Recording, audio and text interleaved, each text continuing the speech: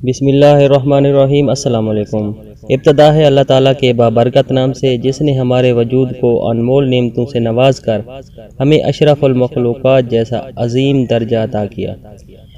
اس پاک ذات سے میری دعا ہے کہ وہ آپ کو اور آپ کے گھرانے کو سدا سلامت رکھے اور کبھی کسی کا محتاج نہ کرے، آمین۔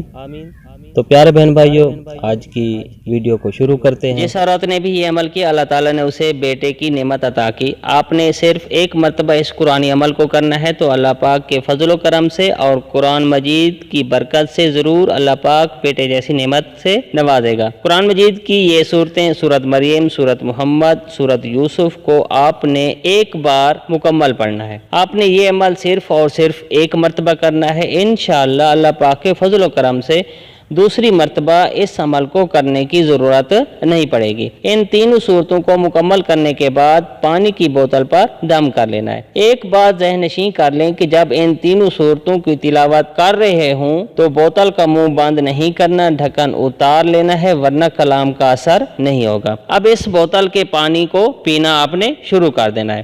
بوتل کے پانی کو ختم نہیں ہونے دینا۔ جب پانی ختم ہونے والا ہو تو اس میں صاف ستھرا پینے والا پانی مزید ڈال لیں اور اس کو بڑھا دیں۔ اس دم کیے ہوئے پانی کو عورت حمل سے پہلے یا دوسرے مہینے سے پینا شروع کر دے۔ اس بوتل سے پانی پیتے رہنا چاہیے، جیسے پانی ختم ہو اس میں اور پانی ملا لیں، انشاءاللہ بیٹا پیدا ہوگا۔ یہ عمل عورت خود کرے تو سب سے اچھا ہے۔ ایسی میری پیاری بہنیں جو سن رہی ہوں، جو خود ہی عمل نہیں کر سکتی، ویسے اس عمل کو خود ہی اطمینان کے ساتھ کریں، نماز کا اہتمام کریں، لمبا سجدہ کریں۔ گھر میں کوئی بھی فرد جو قرآن پاک اور نماز کا پابند ہو اس کو کہیں آپ کے لیے یہ عمل کرے۔ اس عمل کو کرنے سے کوئی پریشانی والی بات نہیں ہے۔ آپ اللہ پر بھروسہ اور توکل رکھ کر شروع کر دیں، انشاءاللہ اللہ پاک ضرور مدد فرمائیں گے۔ لیکن آپ نے جس شخص کو کہا وہ شخص یہ سورت مبارکہ پوری پڑھے، انشاءاللہ آپ کے ہاں ضرور بیٹا پیدا ہوگا۔ شکریہ۔ تو پیارے بہن بھائیو، اگر میری یہ ویڈیو آپ کو اچھی لگی ہے تو کائنڈلی میرے چینل کو سبسکرائب کریں اور